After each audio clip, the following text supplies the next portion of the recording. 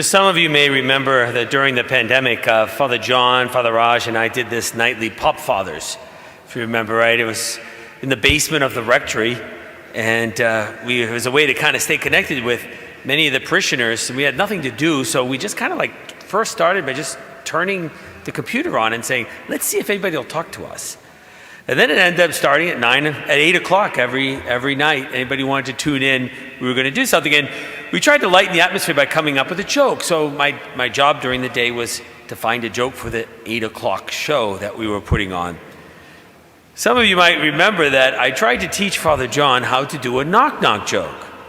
And it's a typical call and response, the call and response format that we all learn as kids. But coming from another culture, someone might not necessarily know that. And I didn't pick that up right away, so I said it was time for the joke, and I said, knock, knock. And he said, come in. And I said, no. Then I was like, no. You have to ask who's there. Then he said, well, who's there? And I said, banana. And he looked at me with my face like, what am I going to do with that, right? I said, now what? So then he said, come in. I said, no, you can't say come in. I said, no, you have to say banana who? That's the call and response that goes back and forth. It was clear he didn't get what I was trying to do, and nor did he think it was funny, but I was like rolling on the floor, right, thinking this is hysterical. But I was talking to Father Raja, because I work through my jokes, my homily. So I was asking Father Raja about knock knock. I said, don't you guys have that knock knock joke? And he's like, well, actually, it's a kids game in India where the kids call out something different, items that they see, kind of like our I Spy game. I was like, no wonder he didn't quite get that. But this call and response is something we learn. It's an exercise we learn as children. Teachers use it all the time, oftentimes to get our attention. We would play that way, typical, like if you're in a pool, you yell Marco, and I think everybody knows what to yell after that. And I bet you would know what to call back. Or I'd say something like, who are you going to call, right? Everybody knows what I'm going to say after that, except when I work this part out on Father Michael Sivany, he's like, who am I going to call? I'm like, no, who are you going to call? He's like, I don't know, right? I was like, haven't you seen Ghostbusters? I was like, no, he has never seen Ghostbusters. So anyway, it works only with people who kind of get where we're going with this. So see, one of the big ones we said in my family was that whenever we came into the house, the first thing all of us did as kids is call for our mother, right? It's like, Ma. That was a phrase. Hey, Ma. That was the very first thing. It didn't matter where she was in the house. That was what we always did, waiting for a response from her. That call and response is used in musical techniques, where there are two phrases of music that work together, form almost like a conversation, a dialogue, a back and forth. And in the military, you often see them do that when they march or run. They'll be singing and they'll call back and forth kind of phrases. As we celebrate Christmas, there is no question, I think, in my mind, that with the coming of Christ, God the Father put out the call for all of humanity and now waits for a response from us by each and every human being for all time thereafter. Once he or she hears that call, sees a child in the manger and says, what is that? And even if we ignore it, that itself is still a response to the event that marked all of human history. This dialogue that God has with creation is described as starting with God saying something. Let there be light. And everything started. It started with the speaking of a word, the beginning of a dialogue, making a sound. And so the dialogue with creation began with the call of those words. And since then, throughout the Old Testament, the call continued, and people chose how they were going to respond. But they had no choice but to respond, because God built that in our very beings, we believe. Know that you are continually responding by the choices you make in your life that speak the answers, even if it's nothing.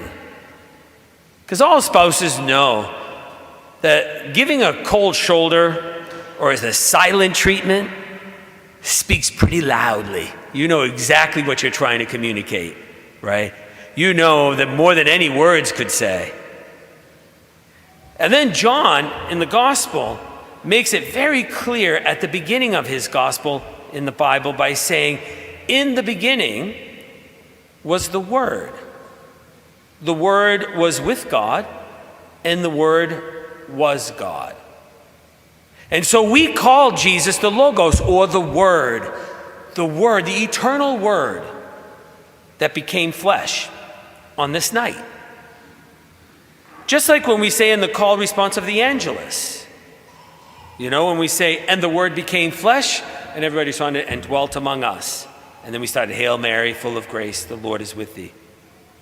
The Word became flesh and dwelt among us. And so the call went out to all of humanity. And in the end, humanity is responding in the life that they, all of us, choose to live. So Matthew Kelly has a book. It's called, and it's the book that we have available here that we wanted, if you've seen it on the way, and it's called Three Ordinary Voices of God. He writes a pretty popular way. But it's a book that we'd like to give as a gift anyway to all of our Christians until they're all gone. So when you leave here today, if there's any left in the back, you're free to take one. But in it, he asks, what is your life saying to the world? Because you cannot not let your life speak by the choices you make. All right? He goes on to say that we can mislive our lives when we are not living the life God wanted for us. And he says that we can live our lives poorly. And you probably know some people, if not yourself, who have at times maybe lived your life poorly. And he says at death, the person you have become meets the person you could have been, or what God had planned for you to be. And I think that's because he also brings out the 5 very basic questions that have plagued humanity's heart. All right? Because it was put in there by God to be answered by each one of us. So there's never really like one solid answer. But across all times and cultures, these same questions have been dealt with by the way we live our lives and how we respond to the call that was put out there way at the beginning when he said, let there be light, and it was put into everyone's soul. Who am I? Really, who am I? What am I here for? Why am I here? Where am I going? And what matters most in this life? And then the thing we all strive for is, how can I be happy? Contained in that manger scene on this most holy night are the answers to these questions.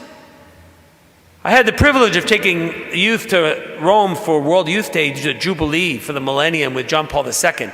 And I realize, and I look out at some of the young people, when I say John Paul II, it's like when I was your age, they were talking about Pius XII. Be like, I don't know who you're talking about.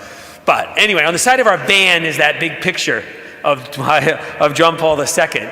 And one of the homeless guys said, why do you have Biden on the side of your van? I'm like, that's not Biden. It's Pope John Paul II. So they look alike, I guess. I don't know. So,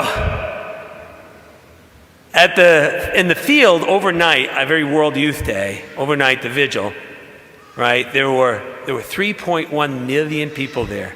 And he said to all of us, it is Jesus, in fact, that you seek when you dream of happiness. He is waiting for you when nothing else you find satisfies you.